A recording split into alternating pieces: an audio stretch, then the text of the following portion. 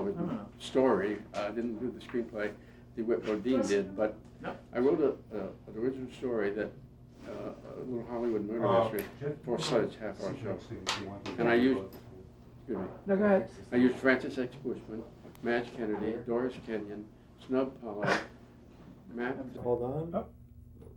Hi, I'm Jeff Abraham. It's March 27th, 2001, and we're here with William Self in his home in Bel Air, California.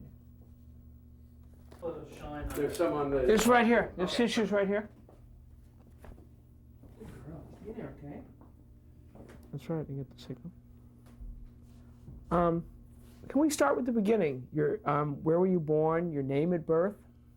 Well, I was born in Dayton, Ohio, and my name is William Edwin Self.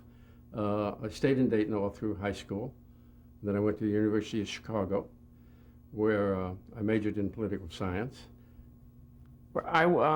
You're going too quick. Too You're quick. perfect. Okay. I'd love to know something about your family, the number of children, your parents. What did your mom and dad do? I want to talk about your childhood for a moment. All right.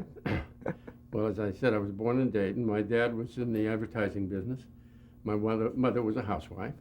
I have a sister who's a little bit older than I am.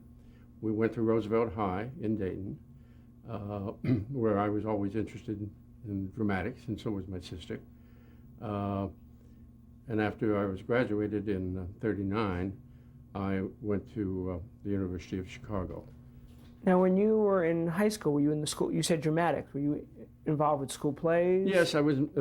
Yes, I was involved with school plays, and did the senior play and the junior play, and acted kind of as the electrician and stage manager of the auditorium. And I was always very interested in Hollywood, and I read about Hollywood, and kind of thought maybe someday I'd end up out here. I had no specific ambitions. I just thought it was kind of exciting to think about. My sister was a very good dancer and a very good singer and a very good composer and lyricist. I didn't seem to have any of those talents, but she ended up a housewife and I ended up in the movie business. And mom and dad had no show business background? Well, my dad had a fling at show business, if it were that. He was in the advertising business, but he loved to write. And he wrote 3 plays, which very honestly, I do not know how they got there, but they all 3 got to Broadway. And they all for 3 failed on Broadway. I remember one review by Walter Winchell said that he saw a very bad play last night by an author who he thought would someday write a very good play. But my dad never fulfilled that prophecy. He also wrote a book called Limbo City, which was published to very good reviews, but not many people bought it. And so he had many of the same interests that I did, but he had to earn a living in the advertising business. So did you...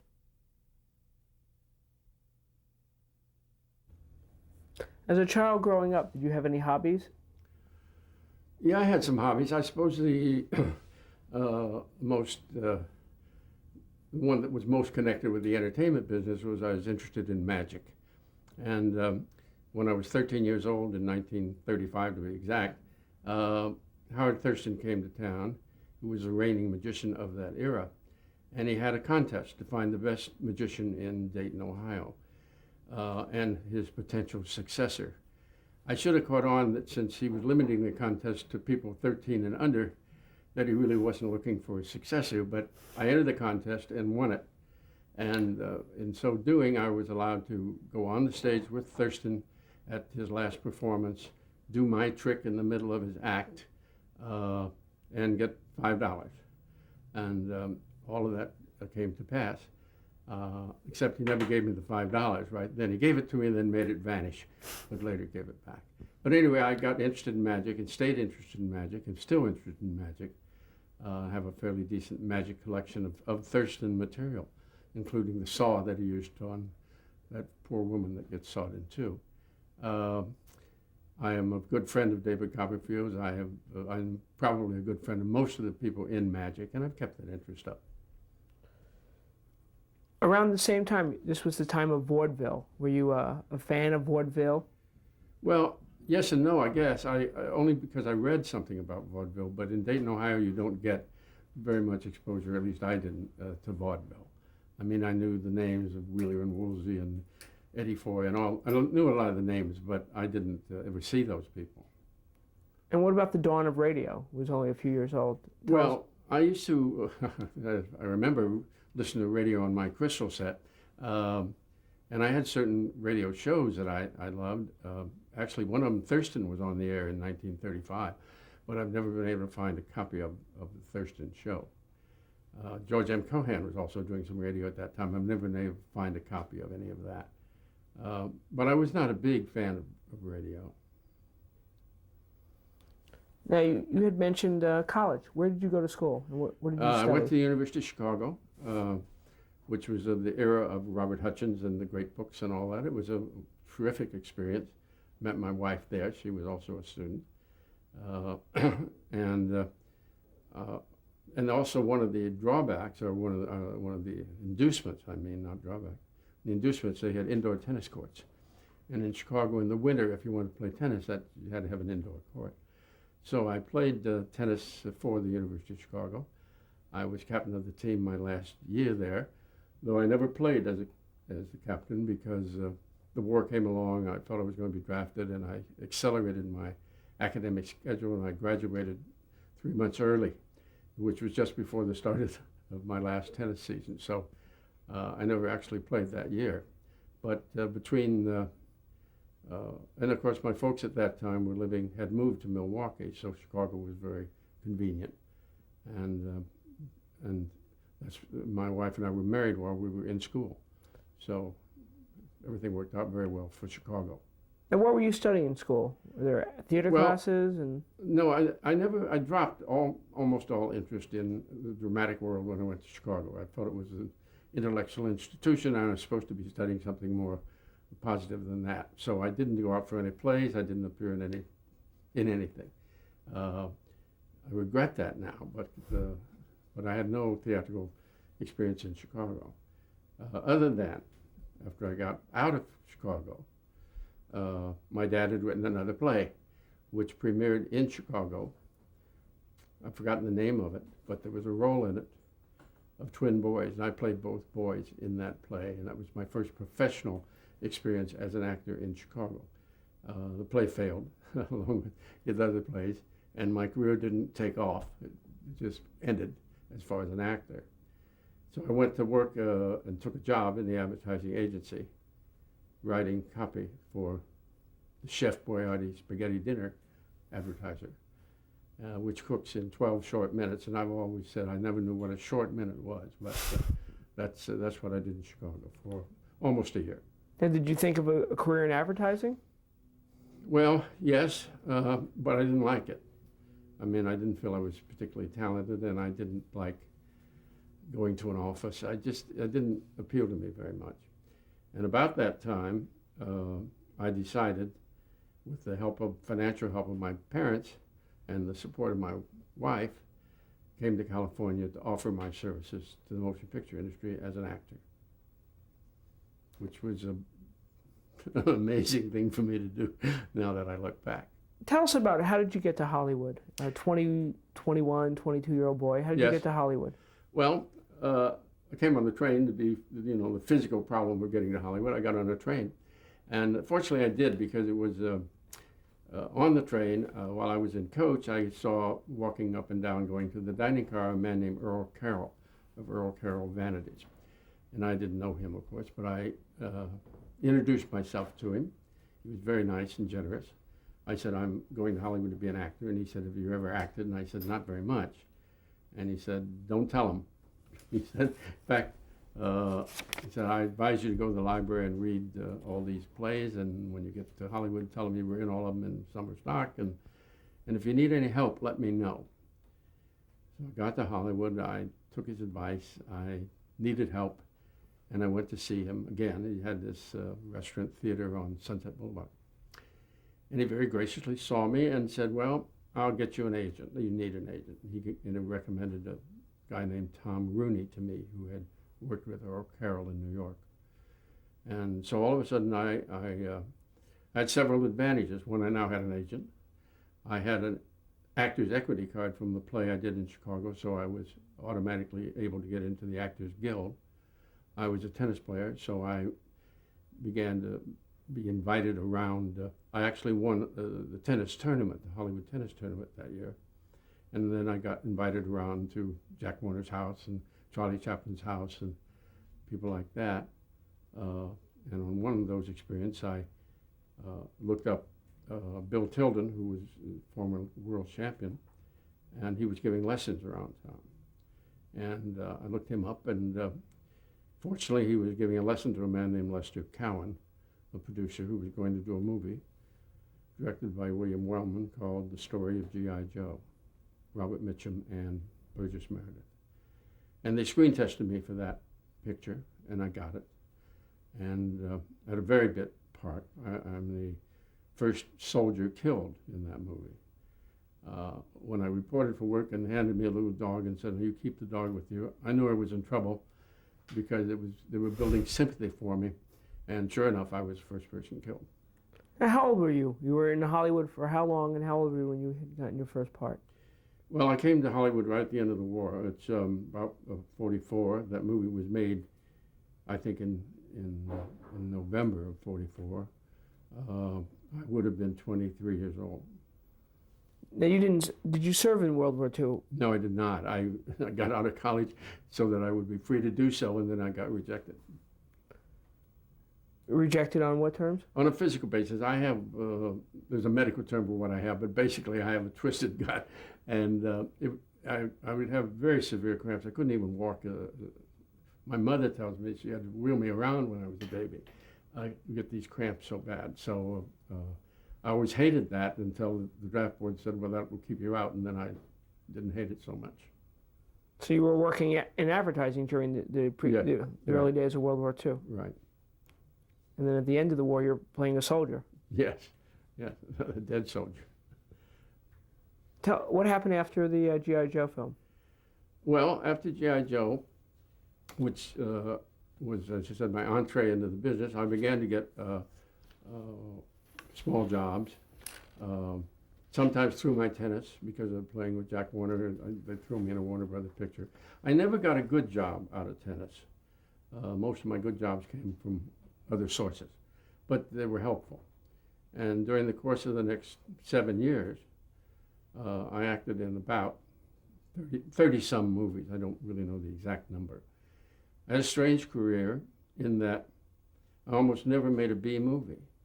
I made a couple. I made the Marshal of Cripple Creek at Republic, a 10-day movie. I played the young, weak villain. I was in a thing called Kilroy Was Here, which Sid Luft or somebody produced, and that was kind of a cheapy movie. I was in a thing called Decoy, where I had one line. But I eventually got better parts. And I then started working for better directors. I worked with Bill Wellman twice, George Cukor 2 or 3 times, Richard Brooks, Mervyn LeRoy, Howard Hawks 4 times, Charlie Chaplin. So I worked with some great directors. Where did you work with Chaplin? I worked in a movie called Monsieur Verdoux. There's a little story connected with it. I had been playing tennis with Chaplin, and one day his half-brother, Wheeler Dryden, he had 2 half-brothers, I believe, Wheeler Dryden and Sid Chaplin. Wheeler was his casting director, and I was asked to stop by the studio. And Wheeler said to me, well, Charlie wants you to play the juvenile lead in his new movie. I said, my God, it's terrific. I don't understand. I've never seen me act or anything. He said, Charlie didn't have to see you act. He said you'd be great for it. So he said, the script's not finished, but you're going to play the juvenile lead. I came home and told my wife I'm going to be a star. Well, a few months later, I got a phone call from Wheeler Dryden and said, would I stop by? And I did. And he said, Charlie's decided you're not going to play the juvenile lead in Monsieur Verdoux because he's learned that you have kind of a sympathetic quality about you, and this guy should be a son of a bitch. And he said he just doesn't think you're right anymore. But there is a part in it of one day of a young reporter that in the jail sequence at the end, if you want it, you can have it. Pay $75. And I said, well, I'd like to have it. So I went from the juvenile lead to a one-day bit, and my stardom was delayed. But Charlie was always very nice to me. Now, besides Chaplin, you worked with John Wayne. Yes. Tell us about your relationship and your working relationship with John Wayne. Well, I first met John Wayne on Red River. I had an interview for a part in Red River with Howard Hawks, and he said, "Fine, you've got the job, and don't shave." And he said, "We'll tell you when to stop shaving." I said, "Fine." So I went away, and I never heard for a long, long time, 3, 4 weeks. And I'd call in once in a while and say, "What's happening?" And they said, "Well, we're not ready, or we're about to start, or something." And then one day they called and said, "You're flying to Tucson tonight. You start shooting tomorrow." And I said, "But I'm clean shaven." And he told me, "You were going to let me know." He said, "We blew that. You'll just have to go as you are." So I flew to Tucson in the morning, arrived that night. There was a terrible storm and we couldn't land, and we went on to someplace and came back. And I was late getting in. And in the morning, in the makeup tent, I was sitting with a young man who said to me, "Hi, my name is Montgomery Clifton. What's your name?"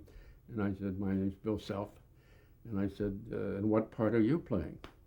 And he laughed and he said, "I'm playing the lead with John Wayne." I said, "Oh." Well, the reason I asked that question was when I left Hawks the last time, he told me the cowboy who going to be an actor named Casey Tibbs was going to be the lead opposite John Wayne. So naturally, when I got to the location, I was looking for Casey Tibbs, but he was out. And they had brought in this fellow from New York who I frankly had never heard of. But anyway, I worked on the picture only one day down there. But I had a nice little scene. I rode in from like Lawrence of Arabia, coming in through the distance, and got to the campsite and fainted and fell off my horse, and John Wayne caught me. And they revived me, and the next morning I say, "You should be going to Abilene." And John Wayne said, "You've seen Abilene?" And it was a nice scene. And that was the first time I met Wayne.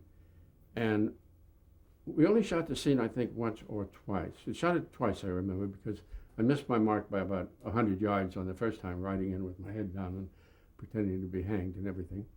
And we shot it twice, and then Hawks didn't say anything to me, and the casting guy came over, the assistant director, and said, "You can go home now." And I came home and I said to Peggy, "I've been fired." He didn't say good job, he didn't say anything, and I've been sent home. I said, "I guess I was not very good." So 3, 4, 5, 8, I think 8 weeks went by, and I didn't hear a word. And Ashley went off and made another movie at Republic called The Marshal of Cripple Creek that I mentioned. And then I got a phone call from the casting office and said, "You report to work on Monday to finish your scene. And by the way, you haven't picked up your paycheck for 8 weeks," which was a very pleasant phone call. And I went back to the Goldwyn studio, shot the interiors. And that was the first time I ever met Wayne, and also the first time I ever worked for Hawks. I was to work for Hawks 4 more times, and I was worked with John Wayne 4 more times.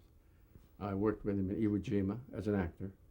I worked in Operation Pacific as an actor, and I co-produced with Mike Frankovich, The Shootist.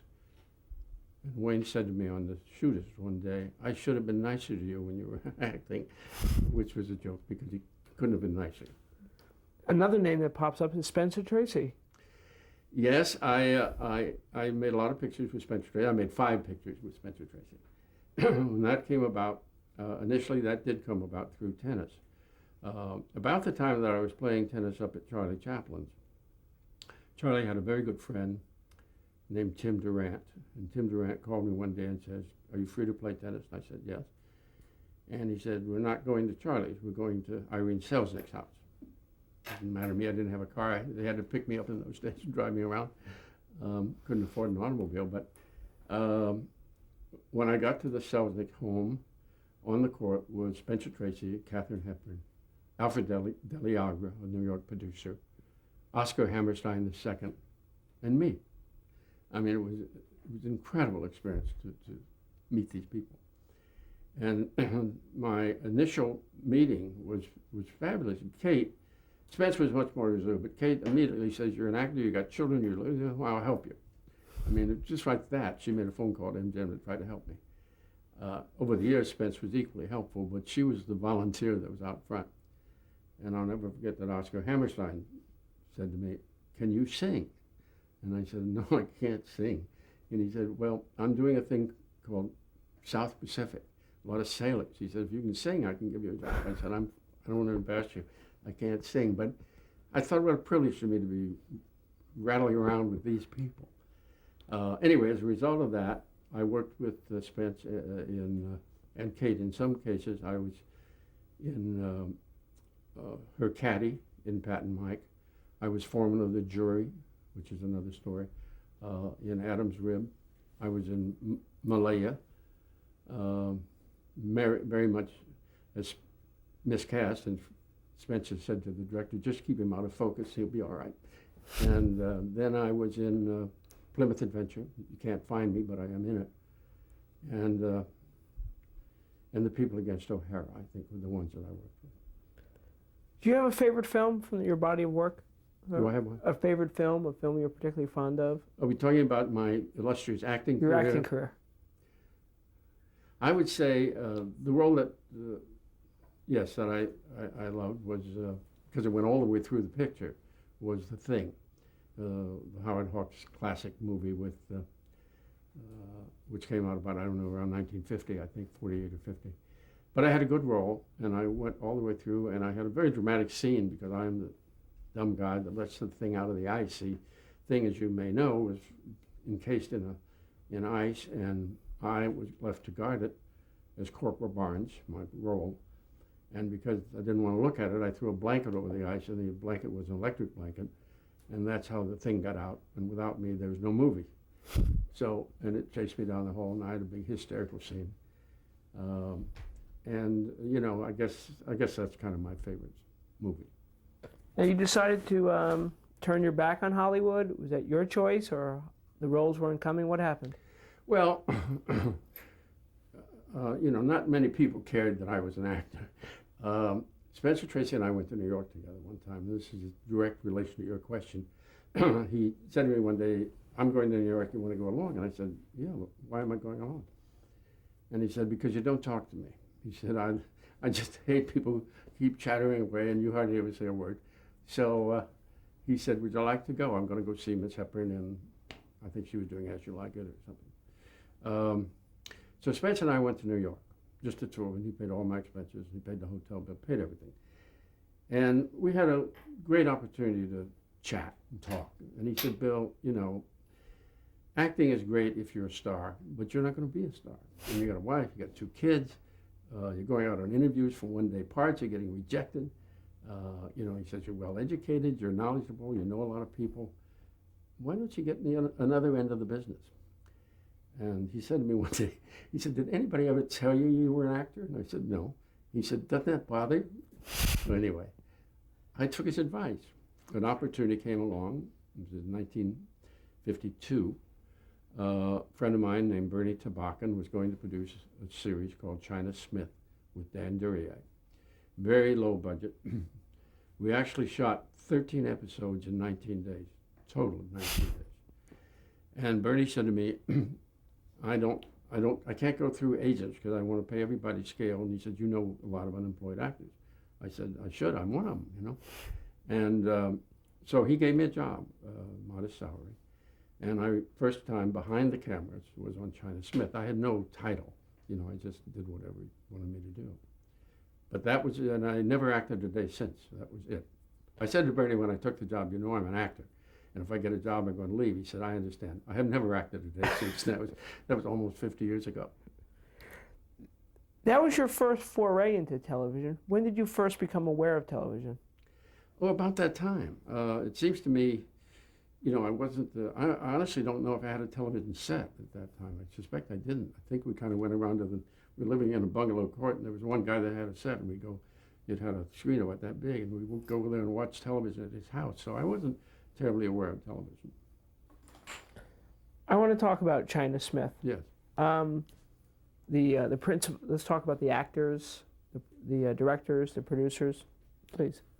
Well, all right. Let me say that my memory of it really doesn't include a lot of the actors. I do know that Dan Duryea was the lead, and a young lady named Myrna Dell played the lady or something like that.